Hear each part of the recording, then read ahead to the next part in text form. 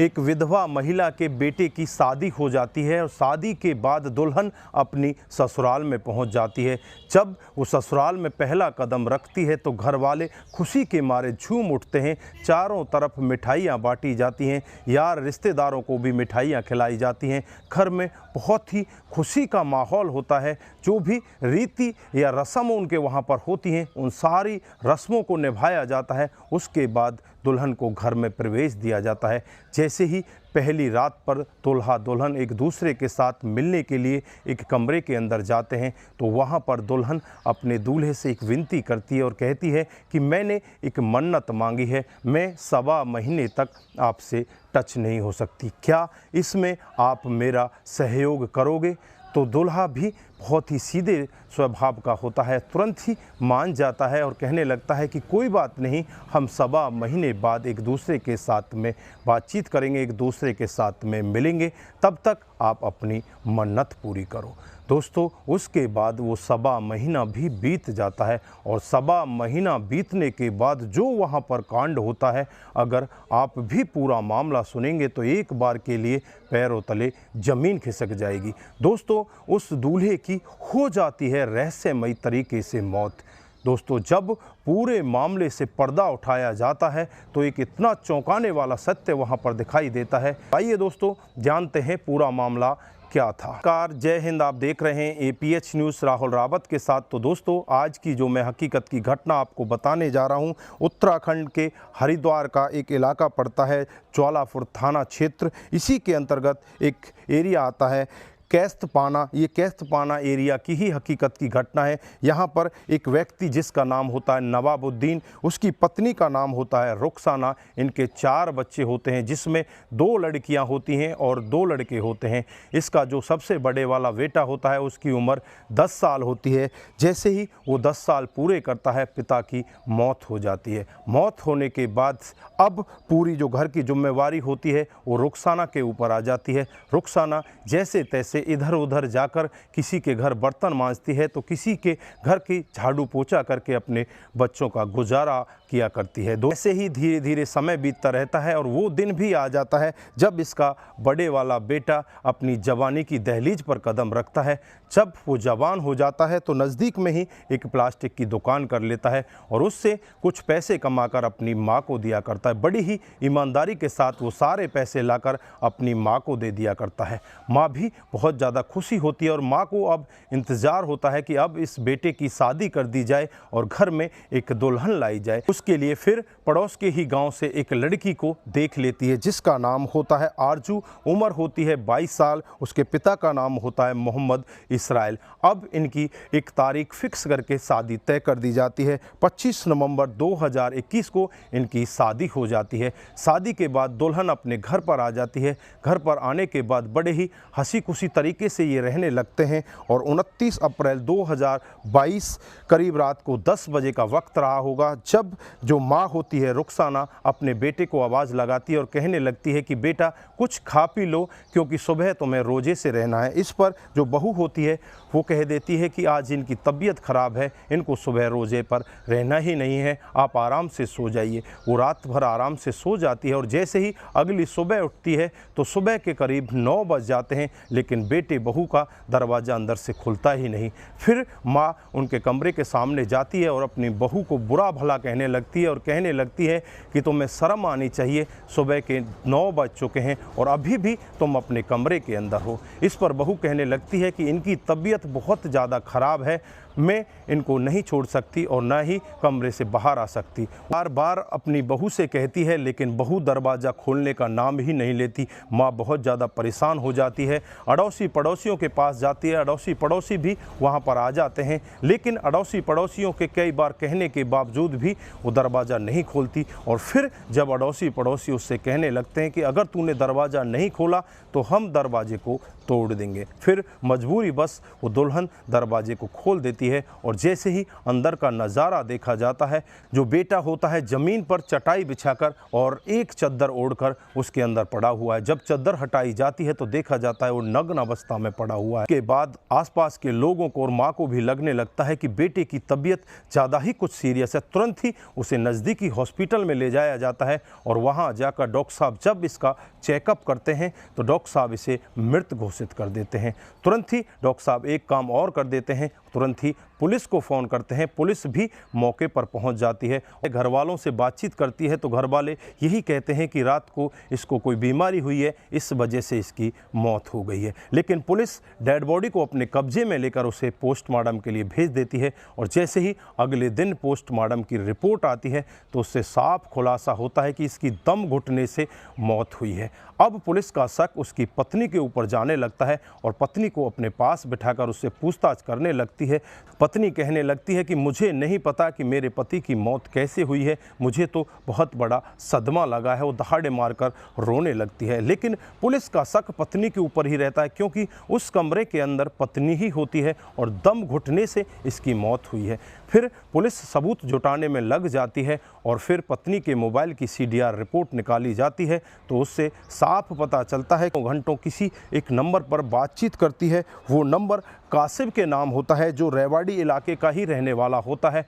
अब पुलिस एकदम से हरकत में आती है और कासिब के पास पहुंच जाती है। जब उसके घर पर पुलिस पहुंचती है तो पुलिस को देखते ही कासिब एकदम से इधर उधर भागने की कोशिश करता है, लेकिन पुलिस उसे धर दबोच लेती है। पुलिस का रवैया देखकर कासिब टूट जाता है और सब कुछ सच सच बताने लगता है। कासिब कहता है कि साहब, इसकी शादी से पहले ही हमारे अवैध संबंध होते हैं, हम एक दूसरे के साथ प्यार प्रसंग में होते हैं, हम एक दूसरे के साथ शादी करना चाहते हैं, लेकिन ना तो मैं अपने घर वालों को इस सब के बारे में बता पाता हूं, ना ही आरजू अपने घर वालों को बता पाती है। हम दोनों चुपचाप रह जाते हैं और 25 नवंबर 2021 को आरजू की जब शादी होती है उस दिन आरजू अपने अब्बू से कहती है कि मैं किसी और दूसरे लड़के से प्यार करती हूं। उस पर अब्बू उसे मना कर देता है और कहता है कि मैं उस लड़के से तुम्हारी शादी नहीं करना चाहता, तुम्हारी शादी वहीं पर होगी जहां पर मैं चाहता हूं। फिर उसके बाद ये शादी करके अपनी ससुराल पहुंच जाती है और मेरे से कहकर जाती है कि मैं उसे टच तक नहीं होने दूंगी, मैं उसे अपने आप से दूर रखूंगी। इस बीच में तुम कोई नौकरी देख लो और हम एक दूसरे के साथ में शादी कर लेंगे।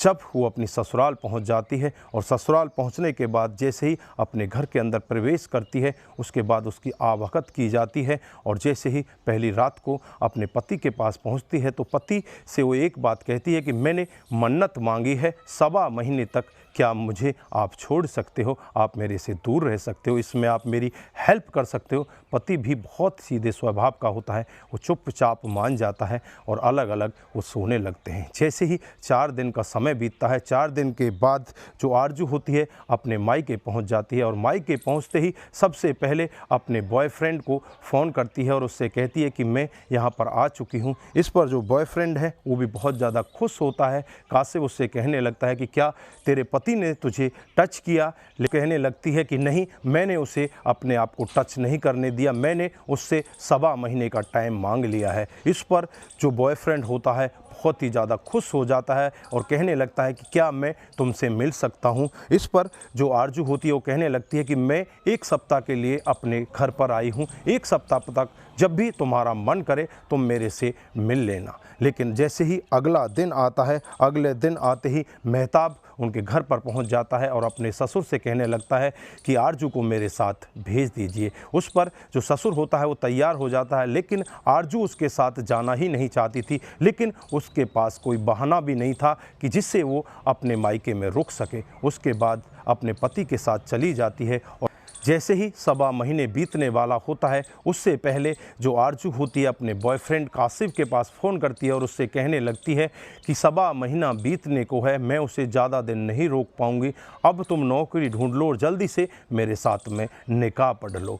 उस पर जो आशिक होता है वो भी कहता है कि मैं जल्द ही इसकी तैयारी कर रहा हूँ, तुम थोड़ा सा सब्र रखो। उसके बाद वो 1.25 महीना बीत जाता है और पति अपनी पत्नी के पास आ जाता है। अब पत्नी के पास भी कोई बहाना नहीं होता और उसके साथ वो पहली बार संबंध बनाता है। जैसे ही संबंध बनाता है उसके बाद पत्नी तुरंत ही अपने बॉयफ्रेंड के पास फ़ोन करती है और उससे कहने लगती है कि मैंने आज बहुत बड़ी गलती कर दी है, आज मेरे पति ने मेरे साथ में संबंध बना लिए हैं, मैं अछूती हो चुकी हूँ, मैं अपवित्र हो चुकी हूँ। इस पर जो बॉयफ्रेंड होता है वो यही कहने लगता है कि तुम्हारी शादी जिसके साथ में हुई है उसके साथ में तुमने संबंध बनाया है, अब तुम उसके साथ ही रहो, मैं तुम्हारे साथ में शादी नहीं कर सकता। पर जो आरजू होती है बहुत ही ज़्यादा परेशान हो जाती है और परेशान होकर वो करे भी तो क्या करे, लगभग 4 महीने का समय ऐसे ही बीत जाता है। उसमें जब भी पति पत्नी का मन करता है एक दूसरे के साथ संबंध बनाते हैं, लेकिन पत्नी इस सब के लिए राज़ी नहीं होती, फिर भी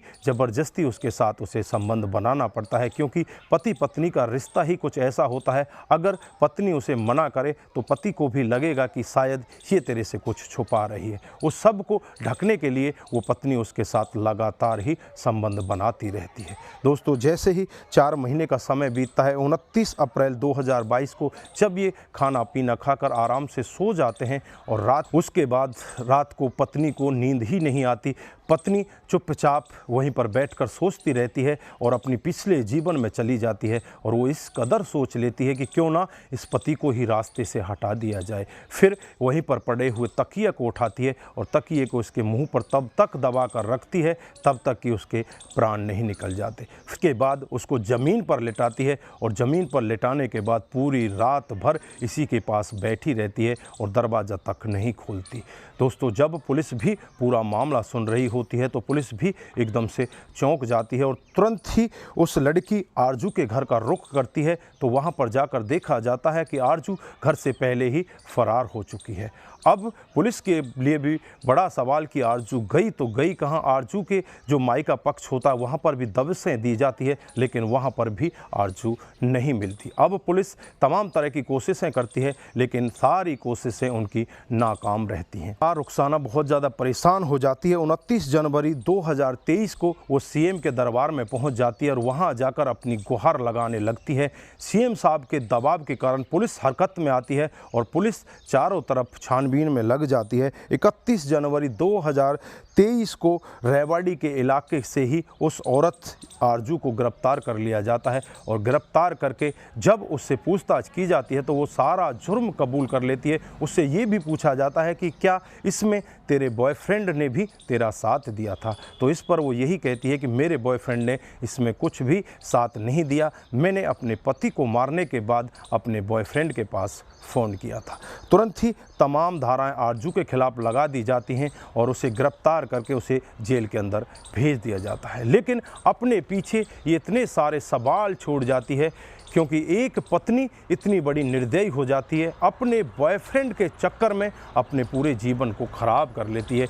जो शादी से पहले उसके साथ संबंधों में होती है, उसकी शादी उसकी मर्जी के बगैर होती है, उसके बावजूद वो इतने बड़े क्राइम को अंजाम दे डालती है। तो दोस्तों, यहाँ पर आप क्या कहना चाहते हैं? यहाँ पर क्या माता पिता की कमी थी? जहाँ पर बेटी की इच्छा थी उन्हें वहाँ पर उसकी शादी करनी चाहिए थी, या उस बेटी को इतना समझदारी के साथ काम लेना चाहिए था? जब माता पिता उसकी शादी वहाँ पर करा देते हैं तो उसके बाद उसे अपने बॉयफ्रेंड को भूल जाना चाहिए था। तो दोस्तों, यहाँ पर आपकी जो भी राय है एक बार कमेंट बॉक्स में ज़रूर दीजिएगा। दोस्तों, इस घटनाक्रम को सुनाने का उद्देश्य किसी को बरगलाना, किसी को बहकाना, किसी पर किसी प्रकार का दबाव बनाना नहीं है। हमारा उद्देश्य बस यही है कि आप लोग जागरूक हों और ऐसे क्राइम के बारे में जानें जो डे बाई डे हमारे समाज में बढ़ते जा रहे हैं। दोस्तों, आज के लिए बस इतना ही। फिर मिलते हैं किसी नए मूड के साथ। तब तक के लिए आप अपना ख्याल रखें, अपने परिवार का ख्याल रखें, सतर्क रहें, सावधान रहें और ऐसे क्राइम को अपने आसपास ना होने दें। दोस्तों, अगर आप लोगों को हमारे वीडियोस ज़रा से भी प्रभावित करते हैं, ज़रा से भी अच्छे लगते हैं, तो दोस्तों के साथ ज़रूर शेयर करके जाइए। दोस्तों, आपका एक शेयर हमें आगे बढ़ाएगा और हमारे ऊपर ये आपका एहसान सदा सदा बना रहेगा। दोस्तों, आप जहां भी रहें सतर्क रहें, सावधान रहें और ऐसे क्राइम को अपने आसपास ना होने दें। नमस्कार, जय हिंद,